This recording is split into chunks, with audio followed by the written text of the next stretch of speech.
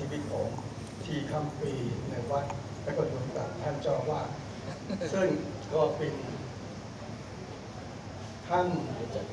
ที่รู้จักมา 20 ปีมากกว่า 20 ปีแล้ว แต่เพราะว่าผม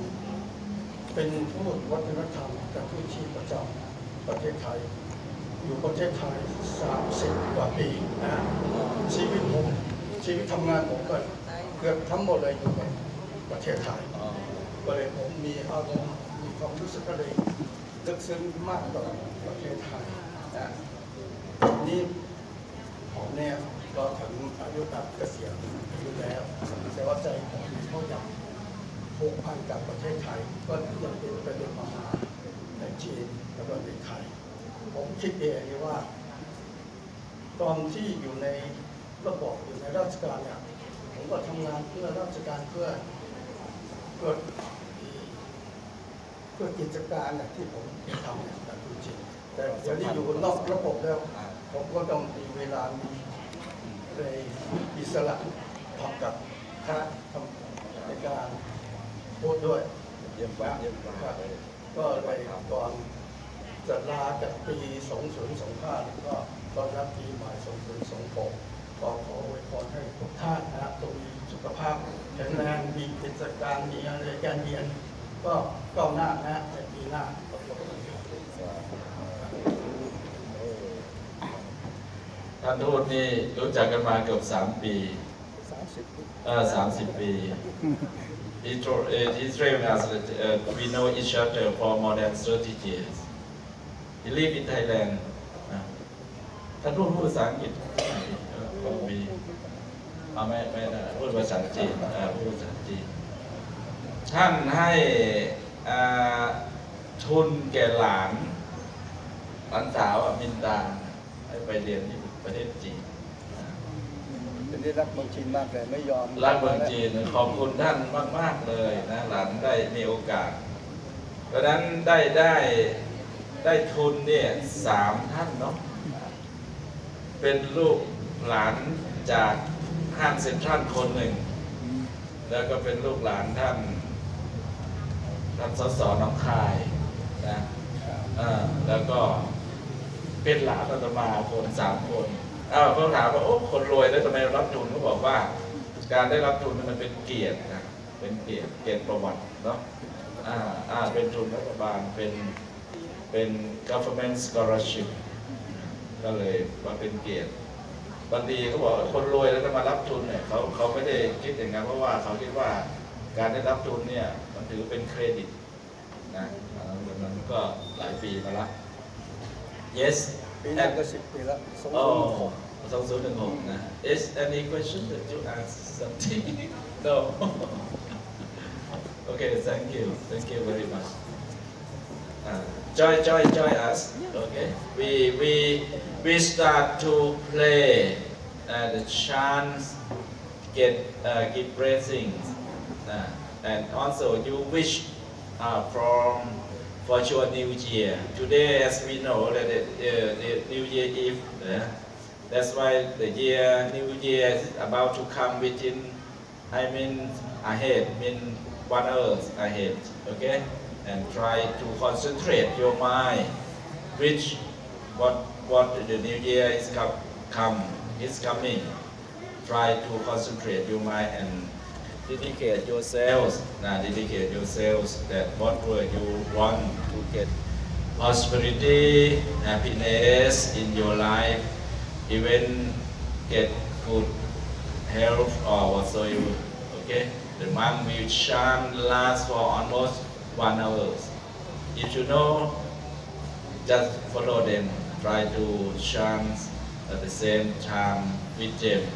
otherwise just try to concentrate your mind you can sit here or you can come inside เดี๋ยวขอเชิญท่านเข้าไปข้างในเนาะท่านอยู่ถึง6 ทุ่มเนาะได้เนาะค่ำคืนค่ำคืนถึง1พอถึง6ไม่ได้ถึงที่1ถึง6 ทุ่มก็6 ทุ่ม 2 นาที 5 นาทีก็พอดีนะสาธุเดี๋ยวร่างกายแข็งแรงก็ ประกอบธุรกิจอาชีพหน้าที่การงานก็ขอให้เจริญแข็งแรงมั่นคง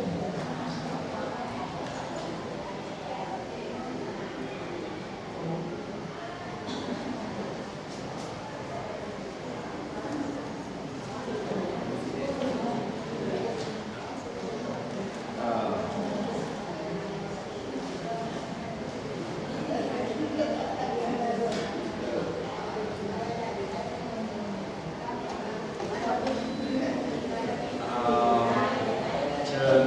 ท่านทูตจุดธูปเทียนเชิญท่านทูต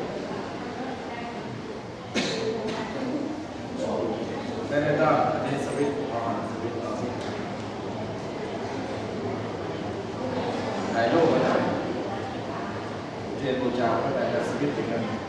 วางมีที่หมดที่หมดที่หมดที่หมดยังไม่เห็นเลยที่หมดขึ้นบูชาเรียกว่าบูชาแล้วก็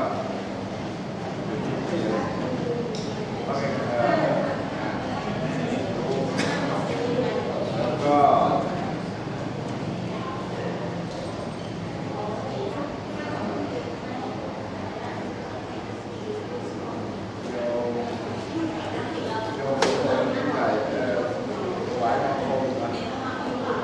โยมลุกขึ้นก่อนถวายบังคมในหลวงถ่ายรูปไปด้วยแซ่บโยมเปิดด้วยถวายบังคม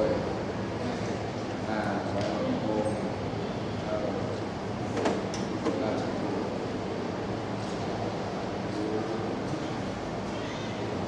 คุณโยมสุวัฒน์จุดเทียนมงคล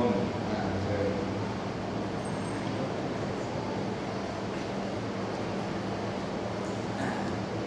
ชิญถ่ายรูปธุรกิจร่ำรวยรุ่งเรือง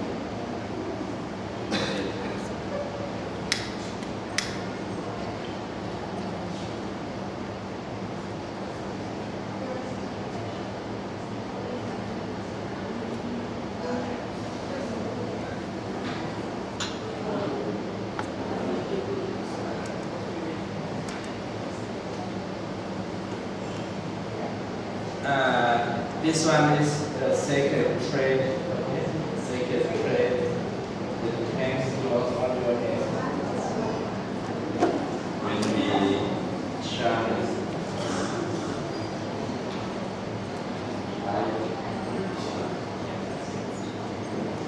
sacred trade ได้สายสิญจน์ขยับขึ้นมาถ่ายรูป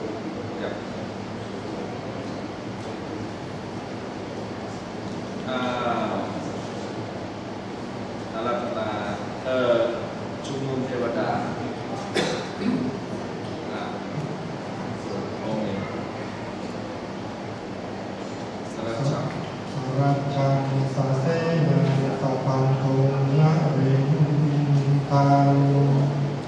ภริตานุภาโวสัทธารักขตุติภริตวานเมตังสเมตาภคันตาอาวิคิตจิตาปริตังภมันตุสมันตาจักกวาเรสุอัตราคัจฉันตุเทวตาสัทธมังมุนิราชัสสะสุนันตุสัพพะโมคทังสัพเพกาเมจารูเปกิริสิกระตะเตจันตริเขวิมาเนทิเประเทจะคาเมตรวนาคาเนเคหวัตถุหิเขนเตอุมมาจายันตุเทวาชละคลาวิสเมยัคคันทัพพนาคาติทันตาสันติเกยังมุนิวะระวะจันังสาทโวเมสุนา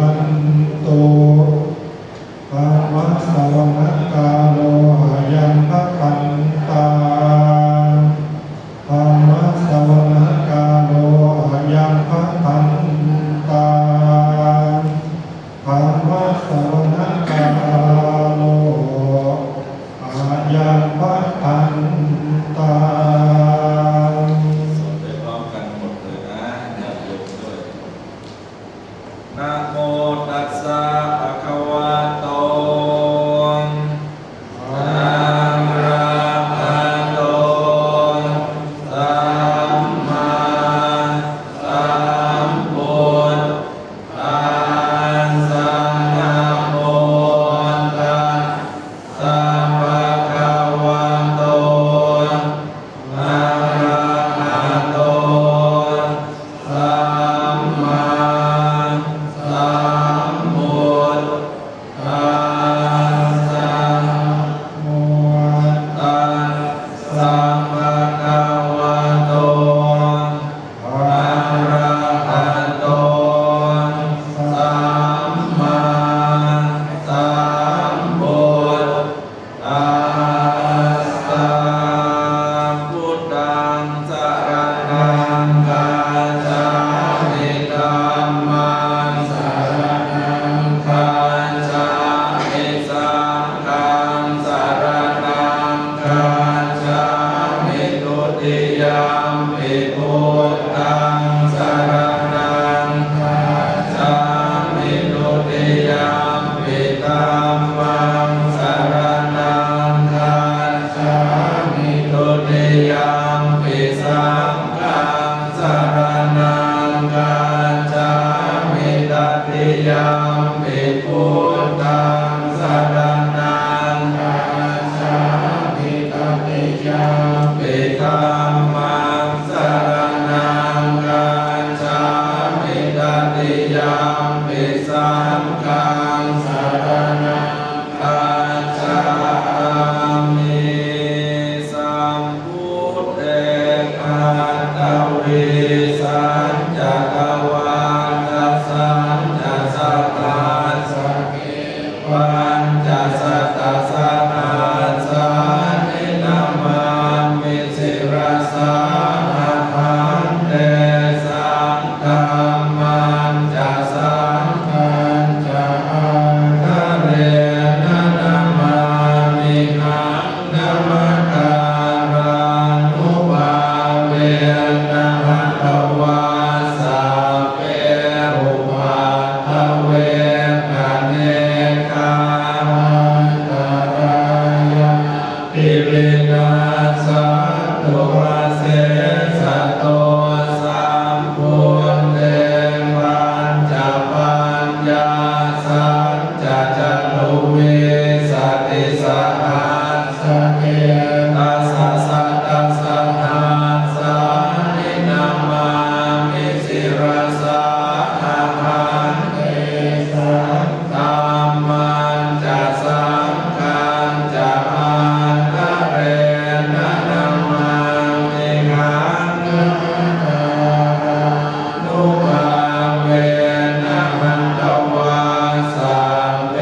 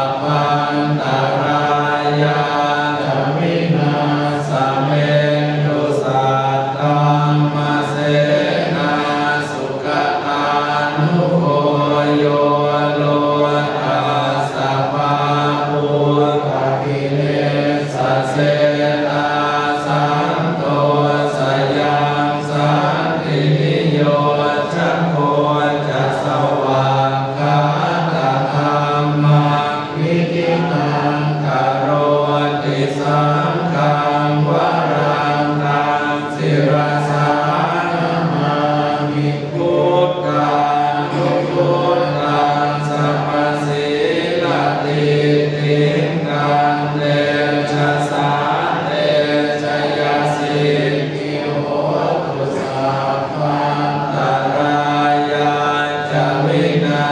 สัพเพโตนะโมอะระหะโตสัมมาสัมพุทธัสสะอะเอสิโนนะโมพุทธมังธัมมัสสะวะกาตาเสวะเตมิตานะโมมหาสังฆา